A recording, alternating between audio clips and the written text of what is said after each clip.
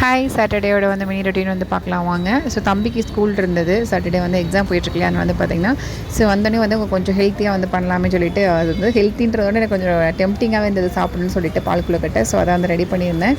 கொஞ்சமாக அரிசி ஊற வச்சுருந்தேன். ஸோ அதை அரைச்சிட்டு மாவு எடுத்துகிட்டு கொழுக்கட்டை பிடிச்சிட்டேன். ஸோ வந்து தேங்காய் பால் எடுத்து பால் கொழுக்கட்டி வந்து வச்சாச்சு. தம்பி ஆஃப்டர் ஸ்கூல் முடிச்சு வந்ததுக்கப்புறம் கரெக்டாக இருந்தது. நான் வந்து அங்கே அடுப்பு ஆஃப் பண்ணுறதுக்கு தம்பி வர்றதுக்கு வேணும். ஸோ வந்ததுக்கப்புறமா வந்து பார்த்திங்கன்னா சூப்பராக எம்மியாக வந்து கொழுக்கட்டை சாப்பிட்டோம். சூடாக சாப்பிட ரொம்ப பிடிக்கும். பால் கொழுக்கட்டை ரொம்ப பிடிக்கும். அம்மா சூப்பராக செய்வாங்க. அது இன்றைக்கி செய்யலாம் நாளைக்கு செய்யலாம்னு சொல்லியே வந்து பார்த்திங்கன்னா செய்யவே முடியல. இன்றைக்கி செஞ்சே ஆகணும் அப்படின்னு சொல்லும்போது ஒரு ரொம்ப டெம்ப்டாக இருந்தது. அதனால் வந்து பார்த்திங்கன்னா செஞ்சாச்சு. தம்பிக்கு வந்து டியூஷன் டைம் ஆயிடுச்சு. அதனால் கொண்டு டியூஷனில் விட்டுட்டு வந்துட்டேன். ஸோ வந்ததுக்கப்புறமா வந்து பார்த்தீங்கன்னா சாமி கும்பிட்டாச்சு. ஸோ சாட்டர்டே வந்து சூப்பராக வந்து முடிஞ்சது.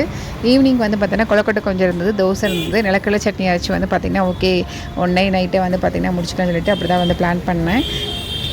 கொஞ்சம் ஒர்க் இருந்தது, அதை வந்து பண்ணிகிட்டு இருந்தது.